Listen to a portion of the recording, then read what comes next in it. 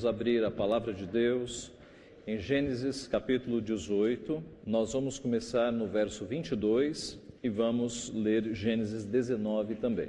Então partiram dali aqueles homens e foram para Sodoma. Porém, Abraão permaneceu ainda na presença do Senhor. E aproximando-se a ele disse: Destruirás o justo com o ímpio? Se houver porventura 50 justos na cidade, destruirás ainda assim e não pouparás o lugar por amor dos 50 justos que nela se encontram? Longe de ti o fazeres tal coisa, matares o justo com o ímpio, como se o justo fosse igual ao ímpio. Longe de ti, não fará justiça o juiz de toda a terra? Então disse o Senhor: Se eu achar em Sodoma 50 justos dentro da cidade, pouparei a cidade toda por amor deles. Disse mais Abraão: Eis que me atrevo a falar ao Senhor, eu que sou pó e cinza. Na hipótese de faltarem 5 para 50 justos, destruirás por isso toda a cidade? Ele respondeu: Não a destruirei, se eu achar ali 45. Disse-lhe ainda mais Abraão: E se porventura houver ali 40? Respondeu: Não o farei por amor dos 40. Insistiu: Não se ire o Senhor, falarei ainda. Se houver porventura ali 30? Respondeu o Senhor: Não o farei, se eu encontrar ali 30. Continuou Abraão: Eis que me atrevi a falar ao Senhor. Se porventura houver ali 20? Respondeu o Senhor: Não a destruirei, por amor dos 20. Disse ainda a Abraão: Não se ire o Senhor, se lhe falo somente mais esta vez. Se porventura houver ali 10? Respondeu o Senhor: Não a destruirei, por amor dos 10. Tendo cessado de falar a Abraão, retirou-se o Senhor, e Abraão voltou para o seu lugar. Ao anoitecer, vieram os 2 anjos a Sodoma, a cuja entrada estava Ló assentado. Este, quando os viu, levantou-se e, indo ao seu encontro, prostrou-se rosto em terra. E disse-lhes: Eis agora, meus senhores, vinde para a casa do vosso servo, pernoitai nela e lavai os pés. Levantar-vos-eis de madrugada e seguireis o vosso caminho. Responderam eles: Não, passaremos a noite na praça. Instou-lhes muito, e foram e entraram em casa dele. Deu-lhes um banquete, fez assar uns pães asmos, e eles comeram. Mas antes que se deitassem, os homens daquela cidade cercaram a casa, os homens de Sodoma, tanto os moços como os velhos, sim, todo o povo de todos os lados. E chamaram por Ló e lhe disseram: Onde estão os homens que à noitinha entraram em tua casa? Traze-os fora a nós, para que abusemos deles. Saiu-lhes então Ló à porta, fechou-a após si e lhes disse: Rogai-vos, meus irmãos, que não façais mal. Tenho 2 filhas virgens, eu vô-las trarei. Tratai-as como vos parecer, porém nada façais a estes homens, porquanto se acham sob a proteção do meu teto. Eles, porém, disseram: Retira-te daí. E acrescentaram: Só ele é estrangeiro, veio morar entre nós e pretende ser juiz em tudo. A ti, pois, faremos pior do que a eles. E arremessaram-se contra o homem, contra Ló, e se chegaram para arrombar a porta. Porém os homens, estendendo a mão, fizeram entrar Ló e fecharam a porta, e feriram de cegueira aos que estavam fora, desde o menor até o maior, de modo que se cansaram à procura da porta. Então disseram os homens a Ló: Tens aqui alguém mais do que dos teus? Genro e teus filhos e tuas filhas, todos quantos tens na cidade, faze-os sair deste lugar, pois vamos destruir este lugar, porque o seu clamor se tem aumentado, chegando até a presença do Senhor, e o Senhor nos enviou a destruí-lo. Então saiu Ló e falou a seus genros, aos que estavam para casar com suas filhas, e disse: Levantai-vos, saí deste lugar, porque o Senhor há de destruir a cidade. Acharam, porém, que ele gracejava com eles. Ao amanhecer, apertaram os anjos com Ló, dizendo: Levanta-te, toma tua mulher e tuas 2 filhas, que aqui se encontram, para que não pereças no castigo da cidade. Como, porém, se demorasse, pegaram-no os homens pela mão, a ele, a sua mulher e as 2 filhas, sendo-lhe o Senhor misericordioso. E o tiraram e o puseram fora da cidade. Havendo-os levado fora, disse um deles: livra-te, salva a tua vida, não olhes para trás, nem pares em toda a campina, foge para o monte, para que não pereças. Respondeu-lhes Ló: assim não, Senhor meu, eis que o teu servo achou mercê diante de ti, e engrandeceste a tua misericórdia que me mostraste, salvando minha vida. Não posso escapar no monte, pois receio que o mal me apanhe e eu morra.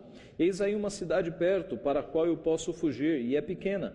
Permite que eu fuja para lá, porventura não é pequena, e nela viverá a minha alma. Disse-lhe: quanto a isso estou de acordo, para não subverter a cidade de que acabas de falar.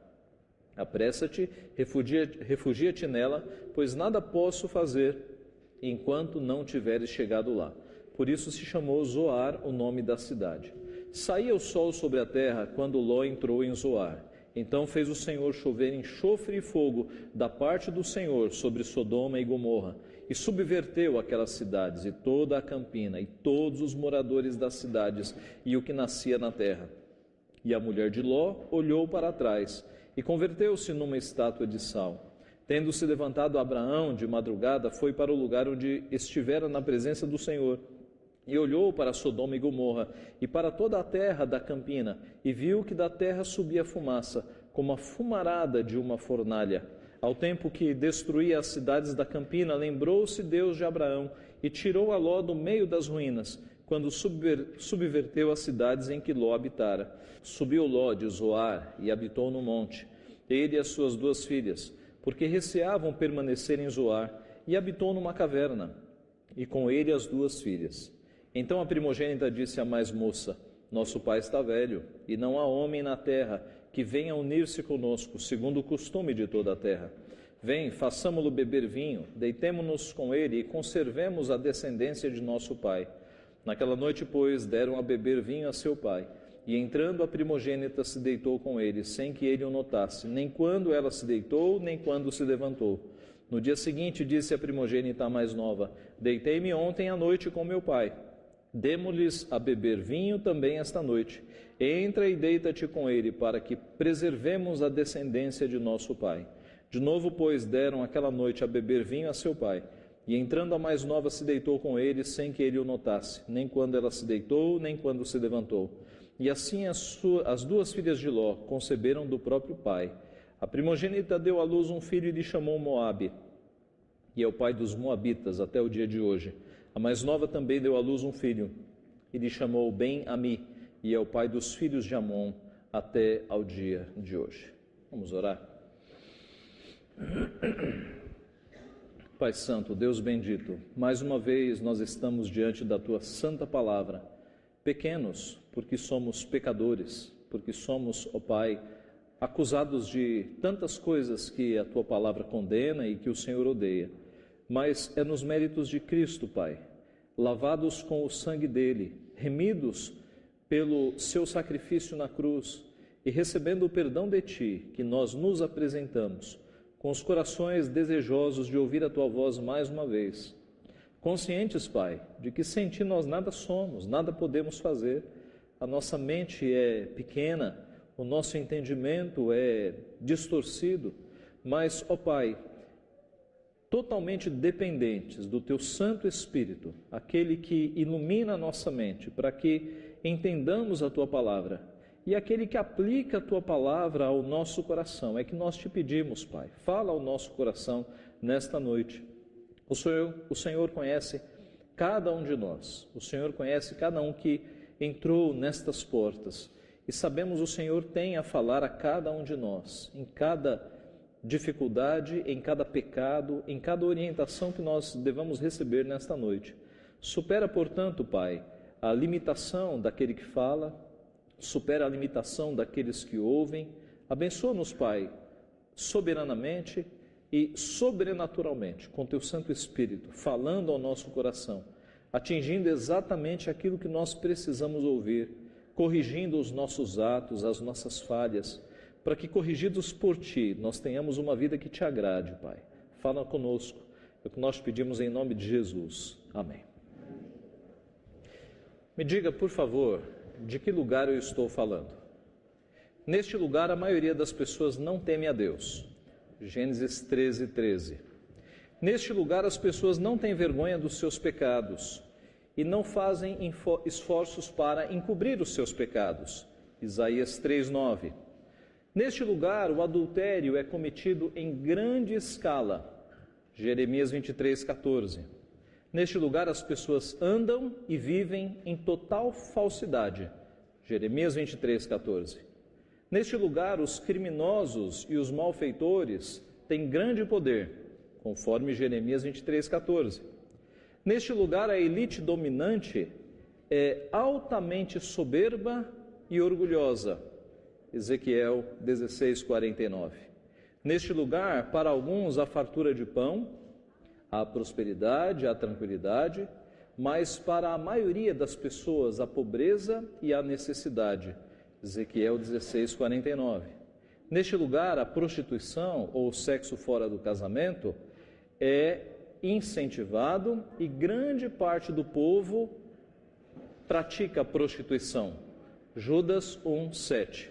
Neste lugar, há uma quantidade muito grande de práticas homossexuais. Gênesis 19:5. De que lugar eu estou falando? Os irmãos perceberam o quanto o nosso país se parece com Sodoma? Todas as referências que eu dei as referências bíblicas do Antigo Testamento, estão falando de Sodoma e Gomorra. Mas quando nós pegamos os pecados praticados em Sodoma e Gomorra, que não eram apenas homossexualismo, esse era o pecado mais grave, mas havia ali corrupção, havia ali adultério, havia ali opressão, havia ali desigualdade social. Todos esses pecados apontam para a nossa sociedade também. De modo, meus irmãos, que a mensagem que nós temos hoje diante de nós, a destruição de Sodoma e Gomorra, é muito atual. Porque a sociedade pecaminosa daquela época reflete em larga escala a sociedade pecaminosa que hoje a nossa geração testemunha aqui na nossa nação, no nosso país. Um exemplo apenas. No texto em que nós lemos, é dito que os anjos, que não estavam com asas, eles estavam com a aparência de homem. Tanto é que Ló, no primeiro momento, não os identificou como anjos. Correu, ofereceu hospedagem, fez comida, pediu para a esposa fazer comida para eles. Estes homens entraram na casa de Ló, e diz o texto que já era noite, e aos poucos, homens da cidade, dos mais novos aos mais velhos, cercaram a casa de Ló, e pediram que Ló entregasse aqueles homens para que abusassem deles. O homossexualismo gigantesco em Sodoma. Por quê? Porque era carne nova. Eram pessoas, e eles dizem no texto, traze-os para fora para que os conheçamos. Mas irmãos, a nossa sociedade faz a mesma coisa. Quando aparece uma atriz, uma modelo diferente na mídia, a sociedade pede que nós a conheçamos através de revistas que praticam esse tipo de exposição, esse tipo de pecado. A nossa sociedade é muito parecida com Sodoma, meus irmãos. E o juízo de Deus um dia virá, assim como veio para Sodoma, virá para esta sociedade. Meus irmãos, nós vemos que os olhos de cobiça, então, daquela população de Sodoma, são os olhos de cobiça da população do nosso país. Isso não precisa de muita argumentação. Vocês vivem numa sociedade e percebem o quanto maliciosa é esta sociedade, o quanto erotizada é esta sociedade, o quanto essa sociedade está deixando valores espirituais e passa a buscar apenas valores carnais. Alguém já disse que quando uma sociedade se afasta dos valores e dos prazeres espirituais, o que resta é a carne, é a carnalidade. E nós vemos isso nos nossos dias. Nós temos aqui no nosso texto, meus irmãos, nós temos um homem que é da linhagem salva, que é Ló, sobrinho de Abraão, e nós temos uma cidade inteira que representa a linhagem da serpente.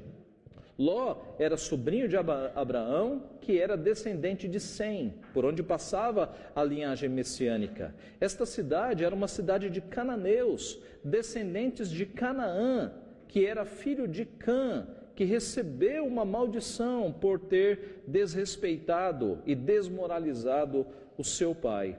E o interessante no registro de Gênesis é que primeiro nós vemos Noé sendo salvo de um mundo corrompido por meio da arca.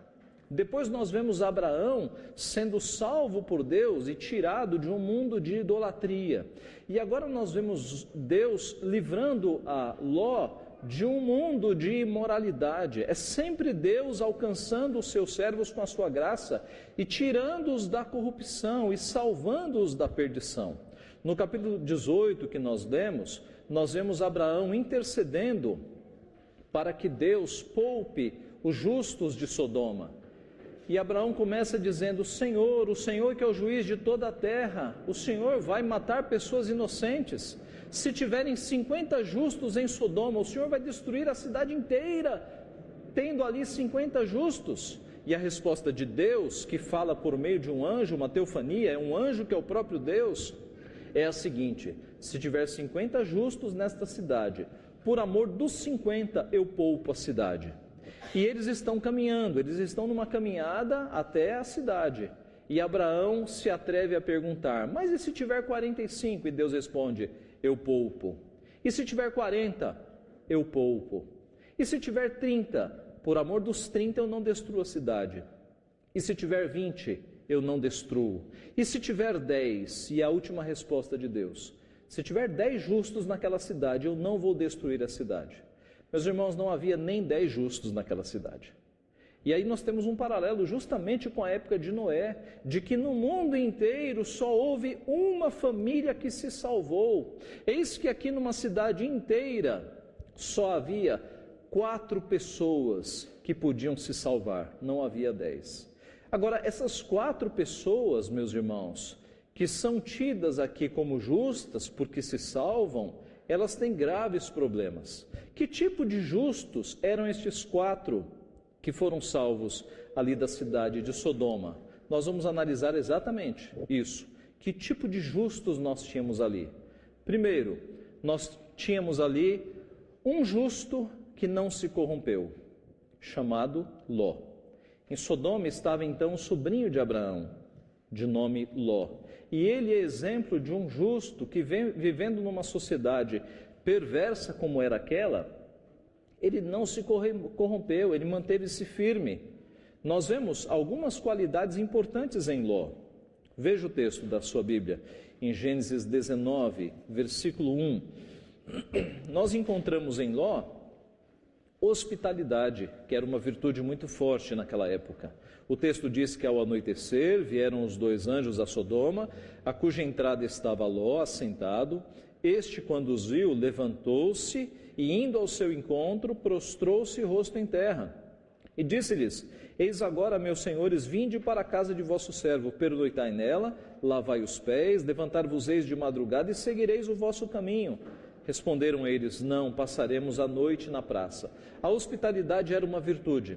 O mesmo comportamento que Ló teve com estes anjos, Abraão, no começo do capítulo 18, teve com os anjos que chegaram. Ele correu ao encontro dos anjos, os saudou, se prostrou em terra e ofereceu hospitalidade. Então Ló segue os passos do seu tio Abraão. O texto nos mostra que Ló estava assentado na frente da cidade. Naquela época, na frente das cidades, havia uns banquinhos de pedra, em que os anciãos, aqueles que eram líderes da cidade, se assentavam. Os anciãos eram os presbíteros. A palavra presbítero é ancião em grego. E ali se sentavam aqueles que governavam a cidade, na frente, na porta da cidade.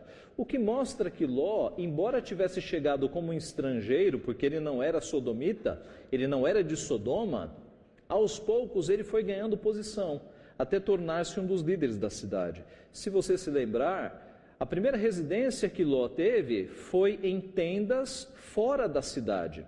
Quando Ló e Abraão se separaram, e Abraão disse: Ló, escolhe para onde você quer ir, e Ló disse: eu quero para aquela direção.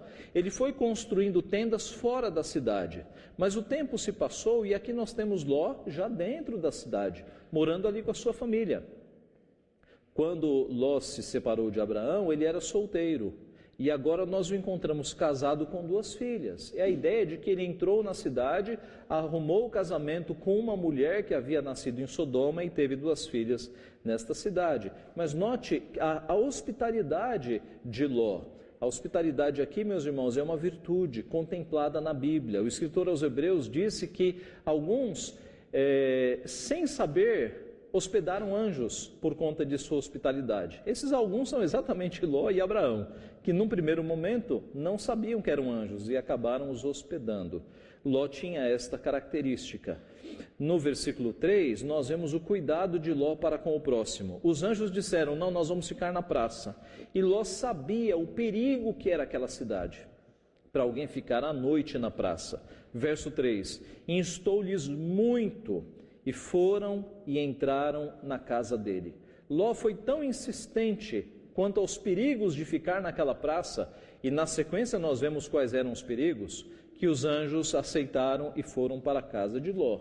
E na casa ele lhe deu comida, ele fez toda a hospitalidade. Ló era alguém que cuidava do próximo. Nós vemos também, meus irmãos, uma integridade e uma justiça em Ló, quando aqueles anjos são ameaçados e ele sai para fora e oferece as filhas. Eu sei que é meio estranho este ponto. Como assim? Ló ofereceu as próprias filhas? Mas, meus irmãos, as leis de hospitalidade naquela época eram muito duras. Alguém que tinha um visitante na sua casa era responsável por sua vida. Se algo acontecesse com estes homens, toda a família de Ló seria penalizada e seria morta. As leis eram muito duras. Ló tentou o mal menor. Qual é o mal menor? Eu ofereço as minhas filhas. Ló não imaginou que eles pudessem matá-las, e assim eu preservo a minha esposa, e preservo a minha casa, e preservo todos que estão aqui. Ló, ele então age dessa forma. Não foi uma forma boa, meus irmãos. Se Ló confiasse um pouco mais na providência de Deus, ele teria encontrado outra solução. Mas nós não estamos tratando aqui de um homem santo, é de um homem pecador. Estamos considerando algumas virtudes, mas Ló era pecador, não há dúvida disso. Ló é mencionado na Bíblia também como alguém que era justo. Lá em 2 Pedro, capítulo 2, versos 7 e 8, nós temos um importante relato de Pedro quanto a Ló. Lá é dito assim: e livrou o justo Ló, afligido pelo comportamento, pelo procedimento libertino daqueles insubordinados, porque este justo, pelo que via e ouvia quando habitava entre eles, atormentava sua alma justa, cada dia, por causa das obras iníquas daqueles. É um importante registro. Esse texto nos mostra que Ló de fato era justo. E mais, diz que Ló, enquanto morava em Sodoma, ele sofria. O texto de Pedro, 2 Pedro 2, 7 e 8, diz que Ló era afligido pelo comportamento libertino dos de Sodoma. Ele sofria morando naquela sociedade. Mas diz que a sua alma era atormentada, porque era uma alma justa. Por quê? Pelo que ele via e o que ele ouvia enquanto morava em Sodoma. Meus irmãos, nós temos aqui a primeira espécie, o primeiro tipo do nosso texto, que é um justo que não se corrompe. É um justo que mora numa cidade ímpia, mas está sofrendo com aquela pecaminosidade. Sofre pelo que vê e sofre pelo que ouve. Na Bíblia nós temos outros exemplos. Nós temos Noé, que vivia num mundo caído, ímpio, e sofria. Nós temos Abraão, nós temos José do Egito, que sofreu por ser um jovem, um adolescente piedoso. Nós temos Daniel e os seus amigos, que levados para a Babilônia e não se curvando aos deuses da Babilônia, sofreram até ameaça de morte, foram colocados na fornalha ardente. Daniel, por exemplo, lá em Daniel capítulo 6, nós vemos que Daniel, quando ele já havia progredido na Babilônia, e ele era um dos líderes daquela nação, diz lá o texto que os líderes da Babilônia, os presidentes e os sátrapas, procuravam uma falha no trabalho de Daniel e reviraram o trabalho de Daniel tentando encontrar uma falha, mas não conseguiram. E aí fizeram aquela armadilha para que o rei assinasse um decreto de que durante 30 dias ninguém poderia fazer oração senão em nome do rei. E aí fizeram a armadilha e Daniel foi para a cova dos leões e nós conhecemos bem a história, Deus o salvou ali. Mas o fato é que a história da Bíblia, meus irmãos, a Bíblia nos mostra alguns homens e mulheres que não se corromperam, vivendo numa sociedade iníqua, numa sociedade pecaminosa, eles foram guardados por Deus. Este é o primeiro tipo de justo que nós temos no texto. O segundo tipo desses 4 que saíram são justos que gostam da corrupção. Adivinhe quem? A mulher de Ló. A mulher de Ló, ela é descrita no versículo 26, diz o texto: a mulher de Ló olhou para trás e converteu-se numa estátua de sal. A mulher de Ló havia nascido naquela cidade, ela era de Sodoma. Ela olhou para trás porque o seu coração havia ficado na cidade. Meus irmãos, nós não temos muitos detalhes, mas tudo indica, pelo que nós vamos ler daqui a pouco, que a mulher de Ló, ela gostava do que acontecia na cidade. O seu coração estava lá. Os seus gostos estavam lá. Ao contrário do seu marido, que não gostava de viver ali porque a sua alma era afligida pela corrupção, a mulher de Ló estava em casa, com aquela pecaminosidade, com aquelas palavras torpes, com aquela violência, com aquela imoralidade, com adultérios, com homossexualismo. Ela estava em casa.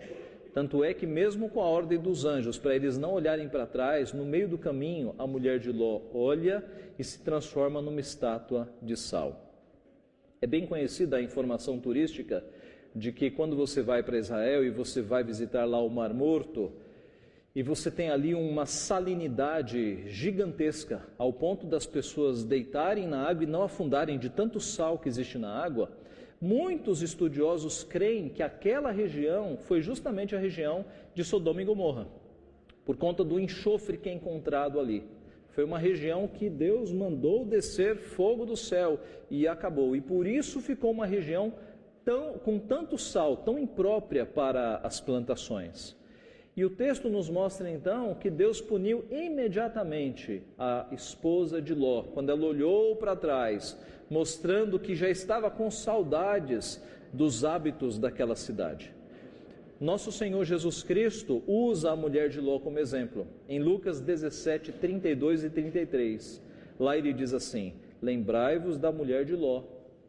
Quem quiser preservar a sua vida, perdê-la-á.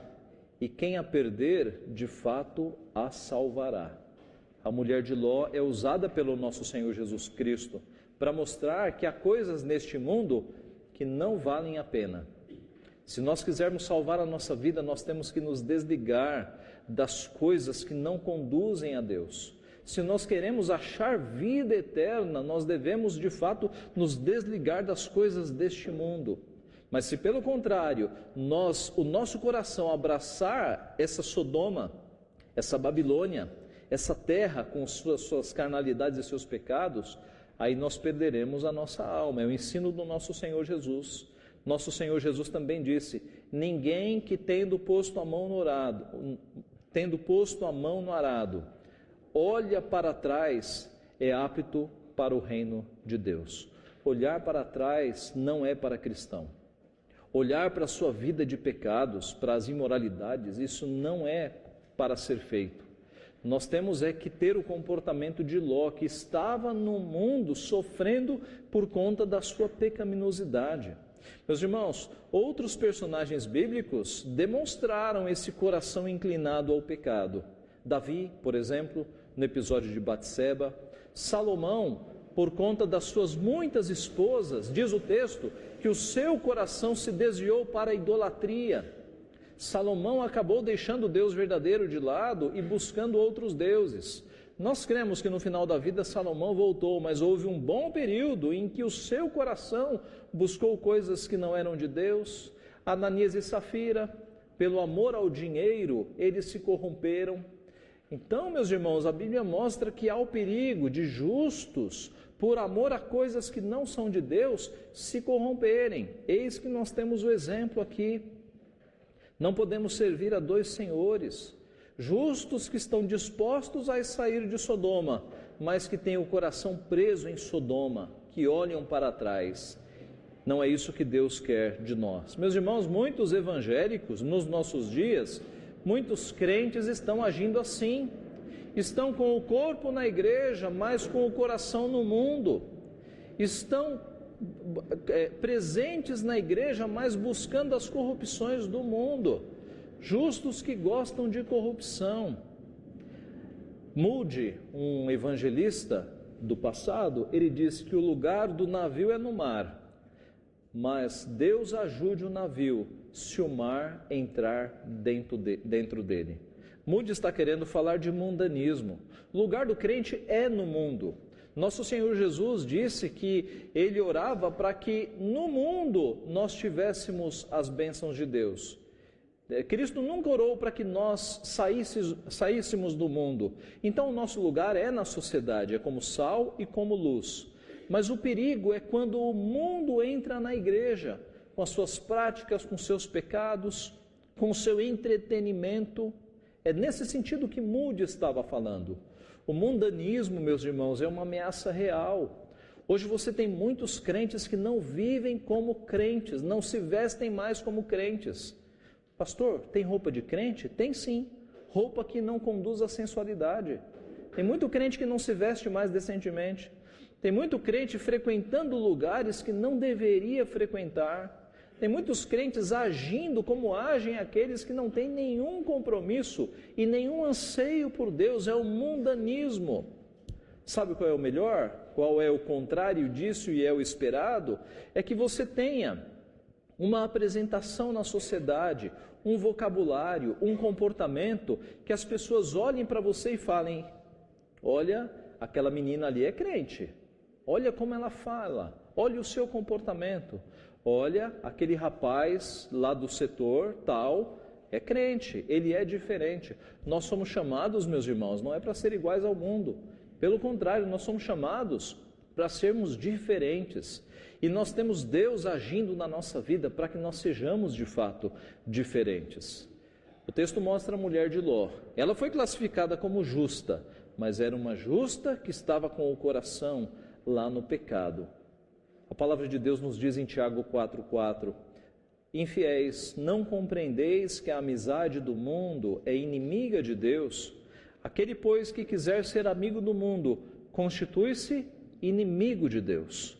Nós não podemos querer ser amigos do mundo, das práticas mundanas, da forma como todo mundo vive, porque a amizade com o mundo é inimizade com Deus. Nós temos que buscar ser amigos de Deus, servos de Deus, e deixando cada vez mais as práticas pecaminosas deste mundo. Terceiro lugar, terceiro e último, nós vimos que ali há Ló, que é um justo que não se corrompe. Nós vimos que a esposa de Ló, que é uma justa na sua posição, mas que gosta de corrupção. E por fim, justo só na aparência, as filhas de Ló, as filhas de Ló. Nós temos, meus irmãos, as filhas de Ló aparecendo aqui no relato, e vocês viram o final da leitura, o absurdo que elas cometeram. Ló e sua família são poupados da destruição. A esposa de Ló fica para trás, transforma-se numa estátua de sal, e as filhas de Ló vão até primeiro a cidade de Zoar com Ló, mas ele não fica ali e ele sobe para as montanhas. E as filhas dizem: nós não temos descendência. Os maridos destas jovens, na verdade não eram maridos ainda, diz lá o texto que elas eram virgens e estavam para se casar. Por que o texto os chama de genros? Porque era o instituto do desposamento, né? Naquela época, você tinha uma pessoa que estava desposada. Isso significava o quê? Ela já tinha um contrato de casamento, mas eles ainda não haviam concretizado o ato nupcial. É a situação em que José e Maria estão ali no começo do Evangelho. Eles estão desposados, era um contrato firmado já de casamento, mas não havia se consumado o casamento. Aqui é a mesma coisa. Essas duas jovens, elas estão contratadas, elas já estão desposadas para se casar, mas quando Ló vai avisar os futuros genros de que a cidade vai ser destruída, eles acham que Ló está brincando, que está fazendo gracinha. Eles ficam e são destruídos. O fato é que agora Estas duas filhas estão com o seu pai e uma diz para a outra: nós não temos descendência, o que será da descendência do nosso pai? E aí tem a péssima ideia de embebedar o pai e dormir com o pai, para que desta relação venha filhos, e vem de fato. E você vai ter os amonitas nascendo aqui e os moabitas. Duas nações nascem dessa relação incestuosa. Meus irmãos, que ideia essas moças tiveram, que ideia estapafúrdia, que ideia terrível, pecaminosa, que nos escandaliza hoje, quando nós lemos esse texto. Que tipo de ideia foi essa, meus irmãos? A intenção era boa, a intenção era digna, a intenção era nobre. Coitado da nossa família, do nosso pai, não terá descendentes, mas a ideia foi péssima. Isso mostra que o coração daquelas moças havia sido afetado pela imoralidade, pela malícia que elas encontraram e que elas viveram em Sodoma. A palavra de Deus nos diz que as más conversações corrompem os bons costumes. Nós não sabemos que tipo de criação Ló deu para essas moças. Ló não é um exemplo tão grande de fidelidade, embora Pedro o chame de justo, e um homem que sofria por viver naquela situação. Mas o fato é que algo falhou na educação dessas moças, porque o coração dessas moças teve a pior ideia possível.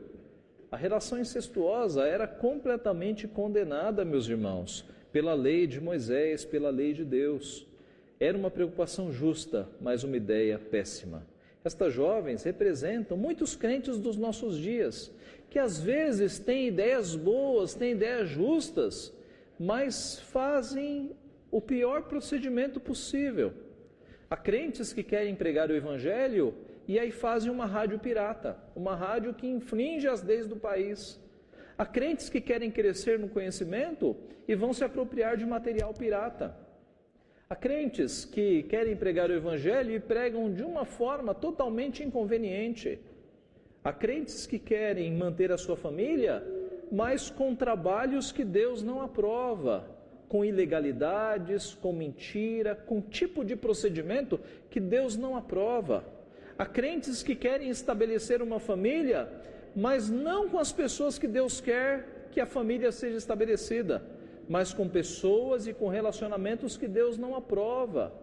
Então, essas moças que nos escandalizam tanto no texto, na verdade, representam boa parte da população evangélica, que tem boas intenções e às vezes ideais nobres, mas faz de uma forma tão pecaminosa, quebrando as leis de Deus, passando por cima dos seus mandamentos. Crentes só na aparência, justos na posição, mas na prática agindo como todas as pessoas do mundo agem. Num dos sermões passados nós falamos aqui do tipo de crente que entra no serviço e parece que vira uma chavinha e deixa de ser crente, e faz as coisas erradas exatamente como os outros erram, e quando o chefe sai, faz corpo mole, operação tartaruga e essas coisas todas, e mentem, e faltam, e atrasam, e dão desculpas erradas. Crente tem que ser diferente. Crente é discípulo de Cristo. Se nós não revelarmos ao mundo o padrão do nosso mestre, ninguém revelará. O mundo conhece Jesus Cristo olhando para quem? Para os cristãos. As pessoas do mundo não leem a Bíblia. As pessoas do mundo só conhecerão a Cristo se você viver como Cristo viveu. Você é o livro que as pessoas leem. Se você não viver diferente, nunca as pessoas vão conhecer a Cristo. E se você tiver uma vida de um ímpio e começar a pregar o Evangelho, as pessoas vão rir da sua cara e vão dizer, como os puritanos diziam: os seus atos falam tão alto que eu não consigo ouvir as suas palavras. Quantas vezes nós vemos isso? Crentes querendo pregar o Evangelho, mas não tem moral nenhuma. Certa vez eu trabalhei num lugar, num banco, isso faz muito tempo atrás, e havia ali uma jovem que ela chegava a ser inconveniente, de tanto que ela queria falar de Deus.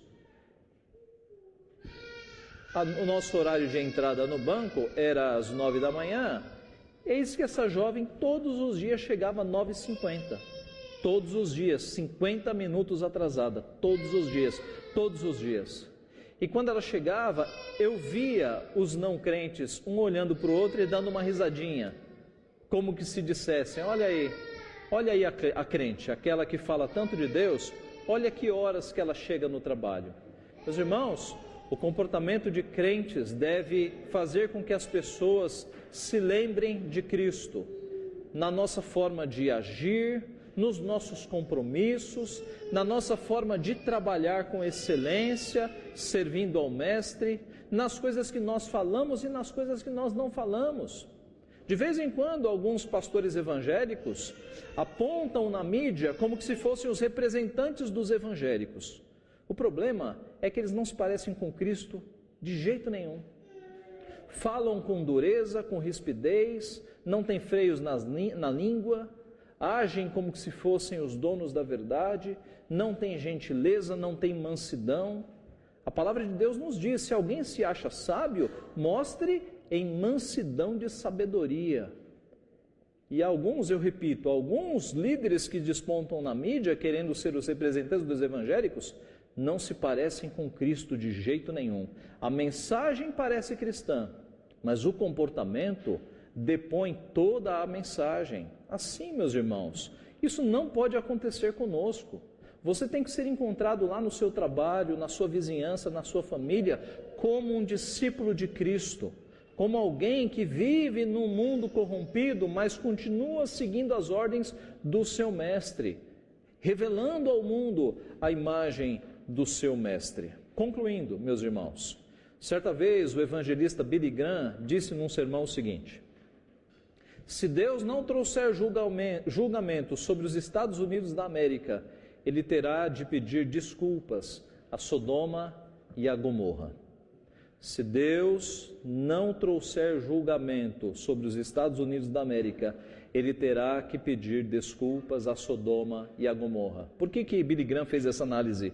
É óbvio, porque ele olhou para aquela grande nação e percebeu que ela não estava devendo mais nada para Sodoma e Gomorra.